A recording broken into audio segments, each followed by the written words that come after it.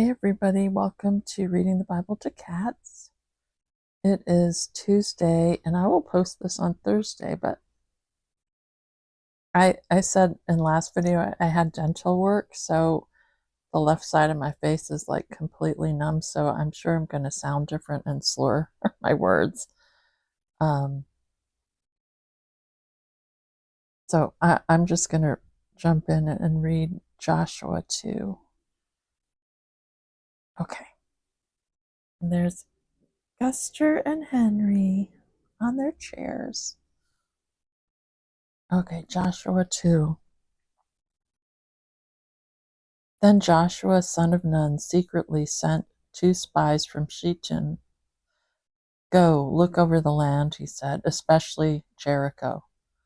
So they went and entered the house of a prostitute named Rahab and stayed there. The king of Jericho was told, look, some of the Israelites have come here tonight to spy out the land.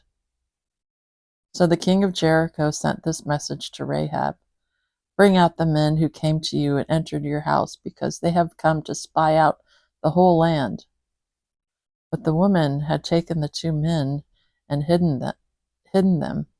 She said, yes, the men came to me, but I did not know where they had come from. At dusk, when it was time to close the city gate, they left. I don't know which way they went. Go after them quickly. You may catch up with them. But she had taken them up to the roof and hidden them under the stalks of flax she had laid out on the roof. So the men set out in pursuit of the spies on the road that leads to the fords of the Jordan. And as soon as the pursuers had gone out, the gate was shut. Before the spies lay down for the night, she went up on the roof and said to them, I know that the Lord has given you this land, and that a great fear of you has fallen on us, so that all who live in this country are melting in fear because of you. We have heard how the Lord dried up the water of the Red Sea for you when you came out of Egypt, and what you did to Sihon and Og, the 2 kings of the Amorites east of the Jordan, whom you completely destroyed. When we heard of it, our hearts melted in fear, and everyone's courage failed because of you. For the Lord your God is God in heaven above and on the earth below. Now then, please swear to me by the Lord that you will show kindness to my family, because I have shown kindness to you. Give me a sure sign that you will spare the lives of my father and mother, my brothers and sisters, and all who belong to them, and that you will save us from death. Our lives for your lives. The men assured her, if you don't tell what we are doing, we will treat you kindly and faithfully when the Lord gives us the land. So she let them down by a rope through the window, for the house she lived in was part of the city wall. She said to them, go to the hills, so the pursuers will not find you. Hide yourselves there 3 days until they return, and then go on your way.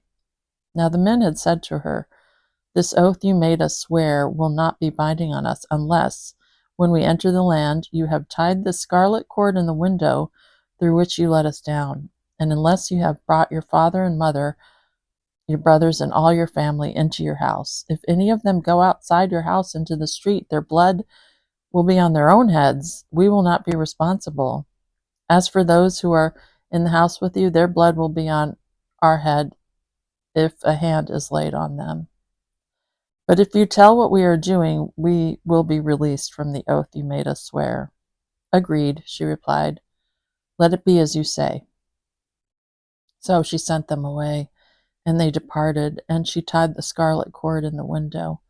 When they left, they went into the hills and stayed there 3 days, until the pursuers had searched all along the road and returned without finding them.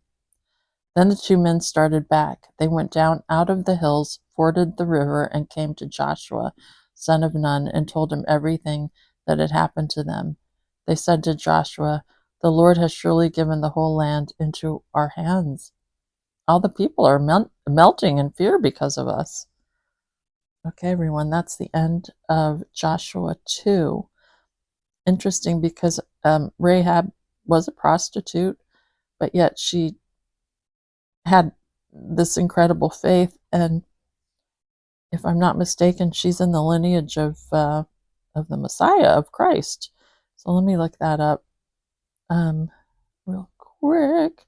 Rahab. Okay, get some tea or something. In lineage of Jesus. Okay. Is mentioned in the Gospel of Matthew as one of the ancestors of Jesus. Oh, yeah. So Rahab is an ancestor of Jesus. I think that's really cool because, I don't know, just her story. She married Salmon of the tribe of Judah and was the mother of Boaz. Oh, that's interesting. She was the mother of Boaz, who later in the Bible we'll read the book of Ruth. And Ruth was a Moabite who married Boaz. Most other English Bibles transcribe her name as Rahab. Yeah, so Rahab was from Jericho, so she was, I think, a Canaanite. Rahab.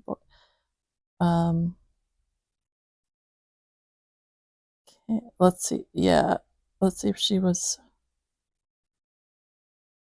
I'm just trying to find out a little bit about Rahab. Oh yeah, she was a Canaanite woman. Yeah, because it was the land of Canaan, obviously. So yeah, so Canaanite in the lineage of Jesus, and then also Ruth, who was a Moabite, and then Boaz. Um, you know, it's so interesting. Anyway, and she's also mentioned in the book of Hebrews in the New Testament. Rahab. Let me just look that up real quick. The book of Hebrews. Yeah, let's look at that.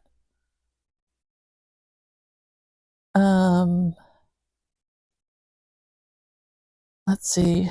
Hebrews 11:31.